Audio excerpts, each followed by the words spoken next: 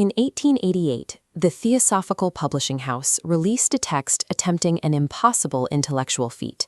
The book is The Secret Doctrine, its ambition stated in the subtitle, The Synthesis of Science, Religion, and Philosophy. The copyright date grounds this work in the intellectual climate of 1888.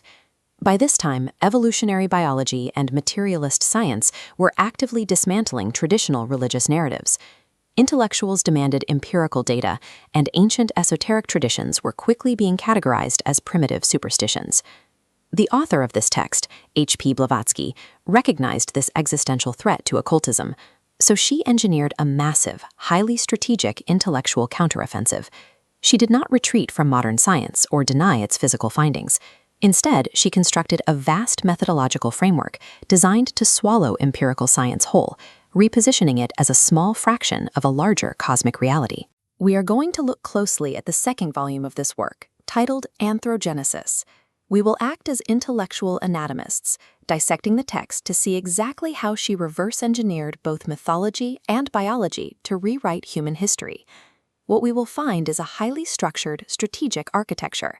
This text was built to ensure the survival of esoteric philosophy in an age completely dominated by scientific reasoning.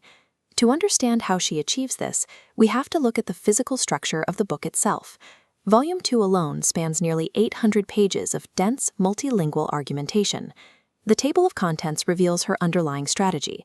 Under Part 1, she establishes her own esoteric timeline, laying out a complex sequence of root races, celestial governors, and lost continents like Lemuria and Atlantis.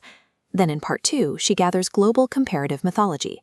She pulls from Hindu, Egyptian, and Judeo-Christian texts, attempting to align their symbols as proof that her esoteric timeline from Part 1 is universally recognized. In Part 3, Blavatsky completes her framework. Having established a body of mythical evidence, she uses it to directly challenge 19th-century materialist science. This flowchart shows how these three parts operate as a unified logical engine. She states the esoteric myth, validates it with global symbolism, and then uses that constructed authority as a weapon against material science. The connective tissue making this engine run is a method we can call esoteric hermeneutics. It is a specific way of reading texts where literal meanings are discarded in favor of hidden, interconnected codes. This table of contents functions as a three-stage strategic architecture, methodically positioning esoteric thought to confront modern materialism. We can see this hermeneutic method in action by looking at the granular text. Blavatsky treats orthodox religious scriptures as cryptographic ciphers. Here, she applies Kabbalistic numerical analysis to the biblical figure of Moses. This animation shows the specific logic she asserts, that the numerical value of the name Moses is 345. By reversing those digits to 543, she claims to reveal a hidden mathematical link to the phrase, I am that I am.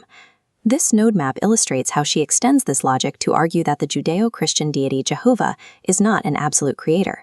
Instead, she maps the symbol to an astronomical triad, linking it to the moon and Saturn for the Jews, the sun and Jupiter for early Christians, or even an extinct planet. Moving to the next page, she uses phonetic connections to trace the name Jehovah back to older pagan deities, specifically the mystery god Iao and its counterpart Iovo.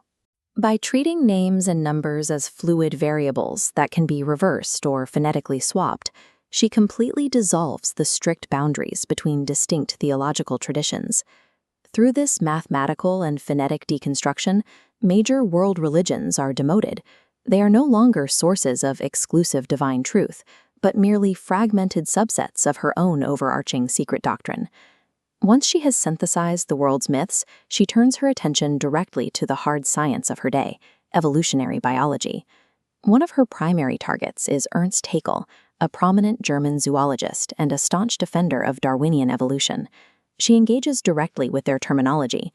Looking at this passage, we see her explicitly referencing Haeckel, Darwin, and the evolutionary lineage moving up through unicellular organisms, fish, amphibians, and reptiles.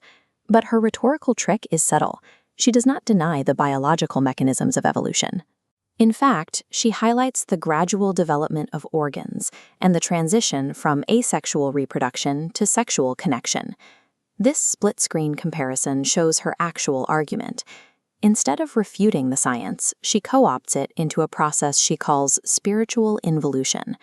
She argues that biological evolution branching upwards is just the crude material shadow of a primary process, pure spirit descending downwards into dense matter. By flipping the causality so that biology is the symptom and spirit is the cause, she neutralizes the threat of Darwinian evolution without ever having to disprove its physical evidence. This is the dual engine of Blavatsky's syncretism. She treats mythology as encrypted science, and she treats empirical science as materialized myth, locking both into a single, intricate mechanism. Whether her etymological links or her biological theories hold up to modern scrutiny is beside the point. The value of the text is not in its factual accuracy. The Secret Doctrine stands as a vital intellectual artifact. It shows exactly how esoteric philosophy adapted, mutated, and structured itself to survive the crushing momentum of the scientific revolution. Blavatsky explicitly identified as a compiler, emphasizing that she was synthesizing a pre-existing body of knowledge rather than inventing a new theology. Her ultimate goal was to construct a cosmos so large and so deeply interconnected that no scientific discovery could ever fully escape its spiritual borders.